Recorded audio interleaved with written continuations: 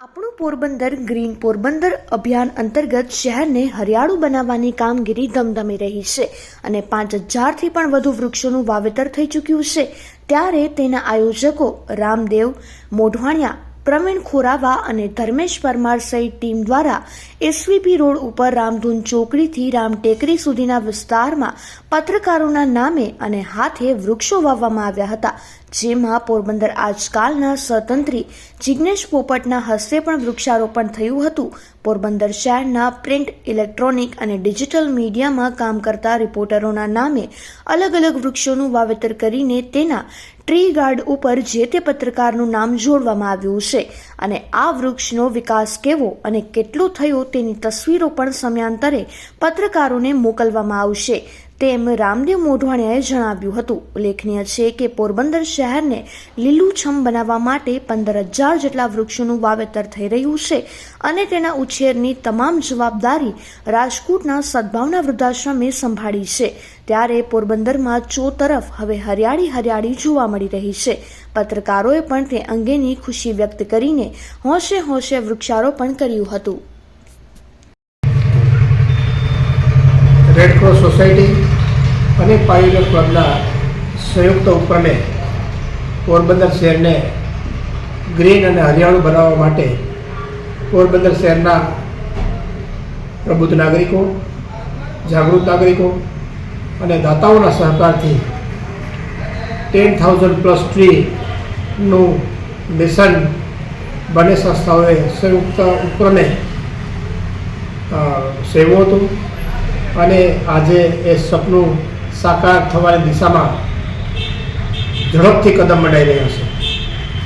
અત્યાર સુધીમાં પોરબંદર શહેરની અંદર 5000 જેટલા વૃક્ષો વવાઈ ચૂક્યા છે અને બાકીના વૃક્ષો વાવવાની કામગીરી એ પણ સતત ચાલુ છે। નજીકના ભવિષ્યની અંદર આપણે પોરબંદર શહેરને 15000 વૃક્ષો વાવી અને 2 કે 3 વર્ષ પછી પોરબંદર શહેરની અંદર પર્યાવરણની દ્રષ્ટિએ ખૂબ સારું પરિણામ મળે, પોરબંદરના નાગરિકો જે છે એને શુદ્ધ ઓક્સિજન મળે એ પ્રકારનું વાતાવરણ ચોક્કસ સર્જાશે। ખાસ કરીને સદભાવના ટ્રસ્ટ છે, વૃક્ષો ઉછેરવાની જવાબદારી આ સદભાવના ટ્રસ્ટને આપી છે અને સદભાવના ટ્રસ્ટ એટલું બધું સારું કામ કરે છે કે નિયમિત પાણી પીવડાવે છે। જે વૃક્ષો 2-3 મહિનામાં વવાઈ ચૂક્યા છે એ વૃક્ષો આજે તમને ગ્રો થતા દેખાઈ રહ્યા છે। સદભાવના ટ્રસ્ટે હમણાં એક મોરારી બાપુની સપ્તાહ રાજકોટમાં બેસાડી છે વૃદ્ધાશ્રમના લાભાર્થે।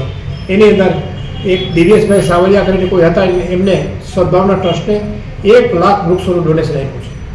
4 વર્ષ સુધી એ લોકો ઉછેરી દેશે।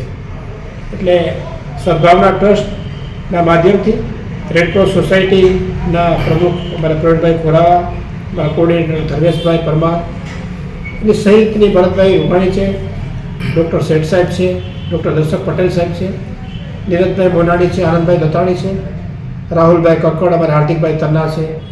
એ બધા આ મિશનની અંદર ખૂબ દિલથી લાગેલા છે અને મોનિટરિંગ પણ કરે છે અને યોગ્ય જગ્યાએ વૃક્ષો વવાય એ માટે સદભાવના ટ્રસ્ટને પણ બરોબર દિશા આપે છે। પોરબંદરના નાગરિકોને મારી એટલી જ અપીલ છે કે ખાસ કરીને ઘણી જગ્યાએ વૃક્ષો વાવવાની ના પાડે છે, એ વૃક્ષો વાવવાની ના પાડે। અમે વૃક્ષો એ પ્રકારના જ વાવવાના છે કે જે વૃક્ષો તમારા સ્ટ્રક્ચરને કોઈ પણ પ્રકારનું નુકસાન ન કરે, એટલે એમાં તમે નિશ્ચિત રહેજો। એટલે જે જગ્યાએ વૃક્ષો વવાય એનું તમે બધા પૂરેપૂરું જતન કરજો, કાળજી રાખજો અને એમાં કંઈ તકલીફ હોય તો ગમે ત્યારે સંપર્ક કરજો, એવી મારી પોરબંદર શહેરના નાગરિકોને પણ અપીલ છે। આજે જે કાર્યક્રમ હતો, ખાસ કરીને આની શરૂઆત જે અમે કમ્પેનિંગ કર્યું હતું 10,000+ ટ્રીનું, એમાં અમને જે ખાસ કરીને ઇલેક્ટ્રોનિક્સ મીડિયા અને પ્રિન્ટ મીડિયાનો બંનેનો અમને ખૂબ સારો સહકાર મળ્યો હતો કે આ અમારું કમ્પેનને પોરબંદર શહેરના દરેક નાગરિક સુધી પહોંચાડવા માટે। એને કારણે અમને ખૂબ પ્રતિસાદ મળ્યો। એટલે દરેક જે પત્રકાર મિત્રો છે એને બોલાવી એના નામનું વૃક્ષ છે એ અમે અહીંયા એસવીપી રોડ પર એમના નામે વૃક્ષારોપણ કરાવ્યું છે અને પત્રકાર મિત્રોને એ પણ કહું છું કે દર 3 મહિને તમારું વૃક્ષનું ગ્રો કેટલું થયું છે એનું અપડેટ પણ તમને તમારા મોબાઈલના માધ્યમથી અમે મોબાઈલ નંબર ત્યાં આપી દેશું, તમને મોબાઈલના માધ્યમથી મળતું રહેશે। છતાં પણ કંઈક ક્ષતિ લાગતી હોય, ચોક્કસપણે અમારું ધ્યાન દોરજો. એટલે ક્ષતિ ક્યાંક આમાં રહેતી પણ હોય આટલા મોટા કામની અંદર એ અમે ક્ષતિ સુધારવાનો પૂરેપૂરો પ્રયત્ન કરીશું.